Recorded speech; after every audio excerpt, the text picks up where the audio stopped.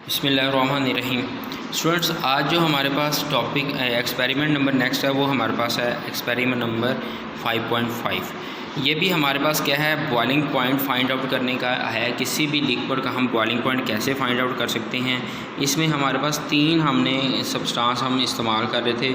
पहले हमने लिया था एसीटोन, आपके पास इस्तेमाल हो रहा था। इसके बाद हमने टोलीन इस्तेमाल किया, जो टोलीन था। टोलीन के बाद अब थर्ड जो हमारे पास आता है वो हमारे पास आता है इथाइल अल्कोहल। क्या आता है? इथाइल अल्कोहल आपके पास आता है। ये थर्ड लिक्विड है। तीन लिक्विड है, 1, 2 एंड 3।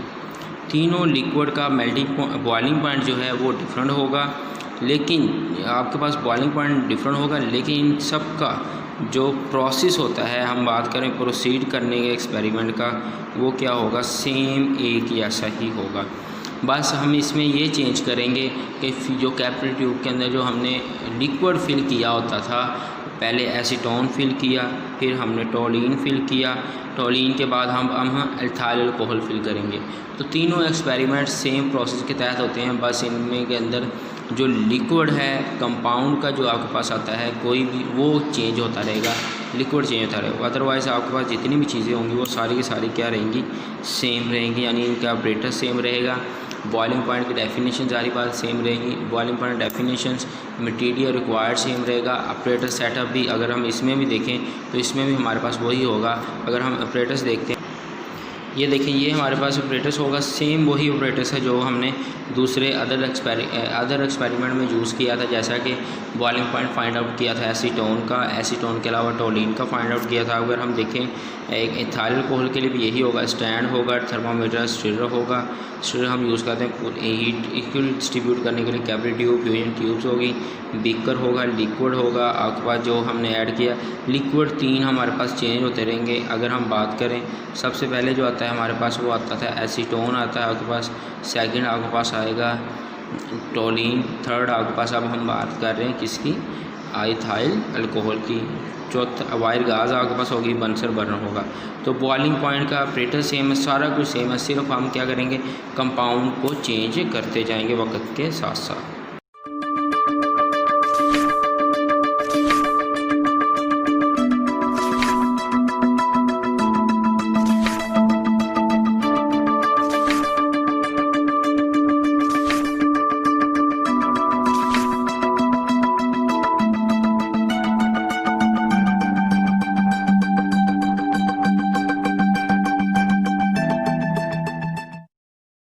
अस्सलाम वालेकुम स्टूडेंट्स। वालेकुम सलाम सर। जैसा कि हमने पिछले प्रैक्टिकल में टोलीन कंपाउंड का बॉइलिंग पॉइंट निकाला था, इस बार हम उस प्रोसेस को दोबारा दोहराते हुए एक और कंपाउंड का बॉइलिंग पॉइंट निकालेंगे जिसका नाम है इथाइल अल्कोहल। सर, मुझे याद है कि हमने इस बारे में बात की थी कि लिक्विड का बॉइलिंग पॉइंट एटमॉस्फेरिक प्रेशर की तब्दीली के साथ तब्दील होता है, और अगर इसमें किसी और चीज का इजाफा किया जाए तो इसका बॉइलिंग पॉइंट बढ़ जाता है। बिल्कुल ठीक। अगर हम किसी भी लिक्विड का एटमॉस्फेरिक प्रेशर तब्दील कर दें तो उसका बॉइलिंग पॉइंट भी तब्दील हो जाता है। जैसे कि अगर उसका एटमॉस्फेरिक प्रेशर कम हो तो उसका बॉइलिंग पॉइंट भी कम हो जाता है। लेकिन अगर हम उसमें कोई इम्प्योरिटीज, जैसे कि पहले भी आपको मैंने बताया था कि नमक शामिल कर दिया जाए तो उसका बॉइलिंग पॉइंट बढ़ जाता है। जब कोई लिक्विड उबलता है तो बर्तन की अंदरूनी सतह पर कई जगह आमतौर पर बड़े बड़े बुलबुले बनते हैं। फिर ये बुलबुले लिक्विड की सतह की जानिब बढ़ते हैं जहाँ ये फट जाते हैं। बुलबुले के अंदर पानी की वेपर्स या स्टीम होती है। जैसे जैसे माए के बुखारात बुलबुले के अंदर बढ़ते हैं उसका साइज भी बढ़ता है, हत्ता कि एक ऐसा मरहला आता है जब ये बुलबुला फट जाता है। इस मरहले पर बुलबुले के अंदर का प्रेशर माए पर पड़ने वाली बैरूनी एटमॉस्फेरिक प्रेशर से ज्यादा हो जाता है। बुलबुले के फटने से इसमें मौजूद माए के बुखारात हवा में शामिल हो जाते हैं। अगर एटमॉस्फेरिक प्रेशर कम कर दें तो माए के बनने वाले बुलबुले जल्दी फट जाएंगे और माए जल्द उबलना शुरू हो जाएगी। अगर माए में नमक शामिल कर दिया जाए तो इसके ज़ेर असर माए की सतह से बुखारात बनने की रफ्तार निस्बतन कम हो जाती है। इस वजह से माए को उबलने के लिए ज्यादा हरारत दरकार होगी, जिससे उसका बॉइलिंग पॉइंट बढ़ जाएगा। चले हम अपने ऑपरेटर्स का जायजा लेते हैं जो कि हम इस एक्सपेरिमेंट में इस्तेमाल करने वाले हैं। सबसे पहले हमारे पास थ्रेड मौजूद है, उसके बाद हमारे पास match box, stirrer fusion tube, capillary tube, dropper, thermometer, हमारा कंपाउंड इथाइल अल्कोहल, फिर हमारे पास एक 250 ml का बीकर मौजूद है जिसमें हमने 100 ml पानी डाला हुआ है, फिर हमारे पास हमारा बंसन बर्नर, वायरगॉज, ट्राइपॉड स्टैंड और क्लैम्प विद आयरन स्टैंड। वही तरीकेकार है जो कि हम पिछले प्रैक्टिकल में अप्लाई कर चुके हैं। सबसे पहले हमने अपनी कैपिलरी ट्यूब को तैयार करना है एक्सपेरिमेंट के लिए। हम बर्नर को जलाएंगे,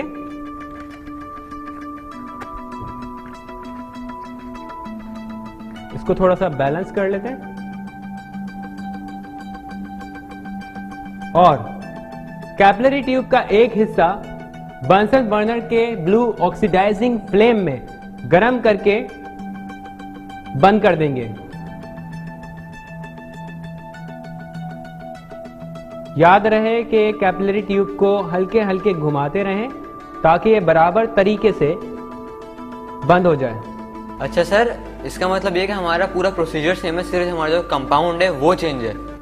जी बिल्कुल, पहले हम बर्नर को बंद करेंगे ताकि कोई हादसा पेश ना आए। देखें इमरान, आपने बहुत अच्छा सवाल किया। हम रफ्ता रफ्ता कोशिश कर रहे हैं कि तमाम लिक्विड कंपाउंड्स जो हैं उनके बॉइलिंग पॉइंट्स को पहचानें कि वो कहाँ तक उनका बॉइलिंग पॉइंट क्या है, यानी कि किस कंपाउंड का बॉइलिंग पॉइंट जो है वो क्या है। ठीक है, इससे ये होगा कि हमें प्रैक्टिस मिलेगी और प्रैक्टिस से हम जो है इस प्रैक्टिकल को समझ पाएंगे। ठीक है, अच्छा, हमने कैपिलरी ट्यूब जो अपनी तैयार कर लिए। हमारा अगला प्रोसेस क्या होगा? पिछले प्रैक्टिकल की तरह सेम है कि हम अपना थर्मामीटर लेंगे और फ्यूजन ट्यूब को देख सकते हैं आप, थर्मामीटर के साथ फ्यूजन ट्यूब को बिल्कुल इस तरह जोड़ेंगे कि इन दोनों के बॉटम्स एक दूसरे के इक्वल हों। सर, ये बहुत इंपॉर्टेंट चीज है कि इसका बेस सेम हो। बिल्कुल बिल्कुल इंपॉर्टेंट है। और वैसे आपसे एक बार फिर मदद लूंगा मैं, इसको रखिए साथ। हम थोड़ा सा धागा लेंगे, अगर आपके पास धागा ना हो तो आप रबर बैंड से भी इसको जोड़ सकते हैं आपस में।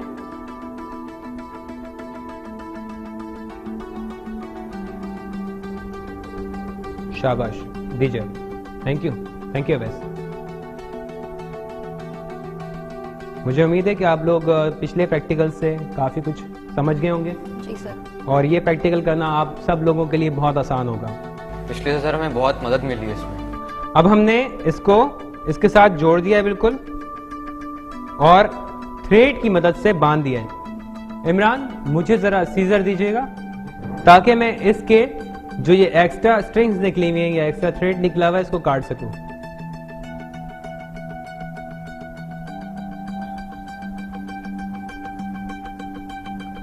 अगला प्रोसेस हमारा वही होगा, इसको वापस रख दें कि हम इसको क्लैंप से हैंग करेंगे इस तरह कि ये बीकर के अंदर पानी में डिप हो जाए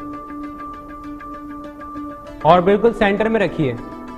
ठीक है, पानी में ये इतना डिप होना चाहिए कि फ्यूजन ट्यूब का माउथ पीस जो है यानी माउथ साइड जो है वो अंदर ना डूबे, वरना हमारे कंपाउंड के अंदर पानी दाखिल हो जाएगा जिसकी वजह से हमारे प्रैक्टिकल जो है वो खराब हो सकता है। और सर सेंटर में इस वजह रखिए ताकि हीट सही लगे इसको। जी बिल्कुल। किरण, क्या आप बता सकती हैं कि अब हम आगे क्या करेंगे?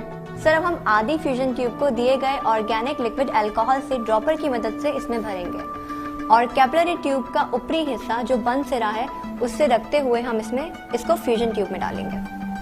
सर, इसके बाद हम बंसन बर्नर को जलाते हैं और धीमे शोले से बीकर को हीट देते हैं और इसके साथ पानी के टेम्परेचर को एक जैसा रखने के लिए इसको मुस्तकिल हिलाते जाते हैं कि हमें ये बात यकीनी बनानी चाहिए कि हिलाने वाली सलाख फ्यूजन ट्यूब और थर्मामीटर को हरगिज न छुए। हम लिक्विड को धीमे शोले पर मुसलसल गर्म करते हैं। ख्याल रहे कि हम इसे इसके बॉइलिंग पॉइंट से ज्यादा गर्म ना करें। शाबाश। मोहसिन, फिर क्या करेंगे? हम उस टेम्परेचर को नोट करते हैं जिस पर बुलबुलों का सिलसिला कैपिलरी ट्यूब के खुले सिरे के सतह के ऊपर को आना शुरू हो जाए।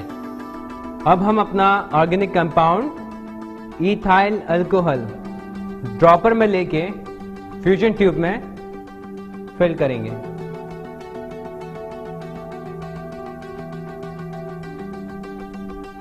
थोड़ा सा और भर लेते हैं।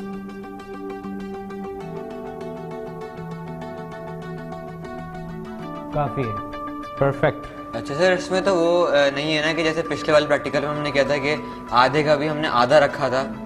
बिल्कुल वही प्रोसेस अप्लाई होगा जो कि हम प्रीवियस एक्सपेरिमेंट में कर चुके हैं। फ्यूजन ट्यूब के अंदर हम अपना ऑर्गेनिक कंपाउंड सिर्फ आधा भरेंगे। आधा भी कौन सा हिस्सा, यानी कि हमारे जो फ्यूजन ट्यूब है उसका हाफ पोर्शन पानी में डिप हुआ हुआ है और पानी का भी आधा हिस्सा यानी कि आधे फ्यूजन ट्यूब के अंदर हम अपने कंपाउंड को डालेंगे।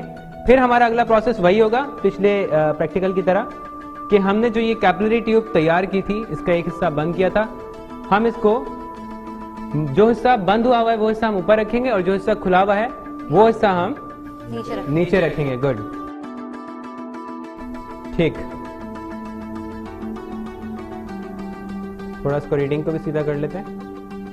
ओके, बर्नर को हम ट्राइपॉड स्टैंड के नीचे रखेंगे और इसको जलाएंगे। जलाने से पहले मैं आपको एक छोटी सी इंफॉर्मेशन भी देता चलूं। क्या आप लोग जानते हैं कि इथाइल अल्कोहल ऑर्गेनिक कंपाउंड का दूसरा नाम क्या है? नहीं सर। इथेनॉल। एथेनॉल। जी, इसका सेकंड नाम जो है वो इथेनॉल है। ये अल्कोहल ग्रुप का एक कंपाउंड है, ऑर्गेनिक कंपाउंड, जो कि इस बार हम अपने प्रैक्टिकल में स्टार्ट करें।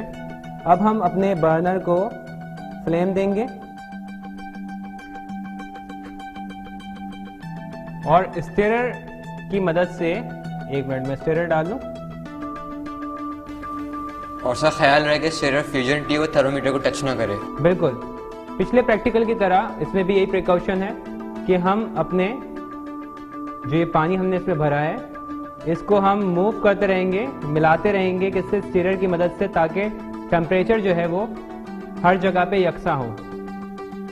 और इसी वजह से जो है हमें हमारे ऑर्गेनिक कंपाउंड इथाइल अल्कोहल का बॉइलिंग पॉइंट पता लगेगा। जैसे ही हमारे फ्यूजन ट्यूब में बबल्स नजर आने लगेंगे हम इसको मिलाना बंद कर देंगे और रीडिंग नोट करेंगे कि थर्मामीटर पे हमारे ऑर्गेनिक कंपाउंड इथाइल अल्कोहल का बॉइलिंग पॉइंट क्या आया है। स्टूडेंट्स आप लोग नोट कीजिएगा, देखते रहिएगा, जैसे ही बबल्स स्टार्ट हो आप मुझे बताएंगे, ठीक है। पिछले प्रैक्टिकल से आप लोगों को मजीद कॉन्सेप्ट समझ में आ गया होगा कि बॉइलिंग पॉइंट का कॉन्सेप्ट क्या है। जिस तरह हमने आपको थोड़ी देर पहले भी बताया कि अगर इसी पानी में हम नमक डाल देते यानी कि इम्प्योरिटीज शामिल कर देते तो हमारे पानी का यानी कि लिक्विड का जो है, हमारे जो लिक्विड हम यूज कर रहे हैं उसका बॉइलिंग पॉइंट जो है वो बढ़ जाता।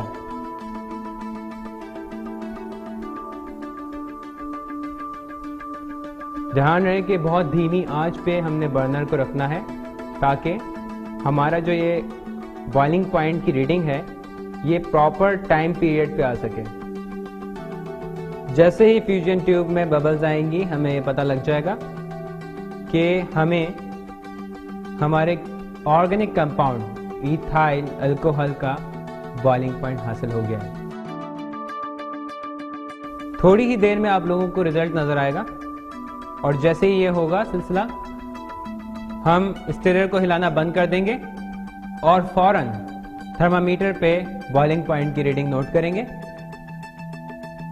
रीडिंग मिलते ही हमारा ये प्रोसेस खत्म हो जाएगा और हम अपना तजर्बा सर अंजाम देंगे, यानी कि पाया तक मील तक पहुंच जाएगा। स्टूडेंट्स आप देखिए बबल्स हमें नजर आ रहे हैं, फ्यूजन ट्यूब में बबल्स बनना शुरू हो गए, इसलिए हम स्टीरर को हिलाना बंद कर देंगे और रीडिंग नोट करेंगे।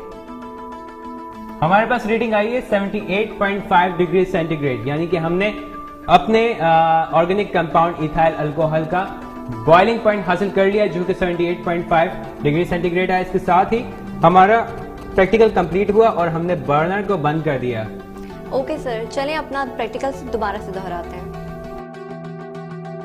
आज के प्रैक्टिकल में हमने इथाइल अल्कोहल का बॉइलिंग पॉइंट मालूम किया।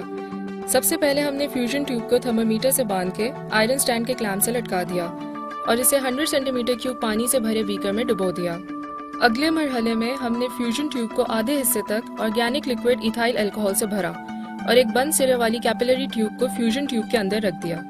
फिर पानी गर्म किया और जब लिक्विड उबलने लगा तो रीडिंग्स ली, जिससे हमें मालूम हुआ कि इथाइल अल्कोहल का बॉइलिंग पॉइंट 78.5 डिग्री सेंटीग्रेड है। मुझे उम्मीद है कि आप लोगों ने आज का प्रैक्टिकल बखूबी समझा होगा।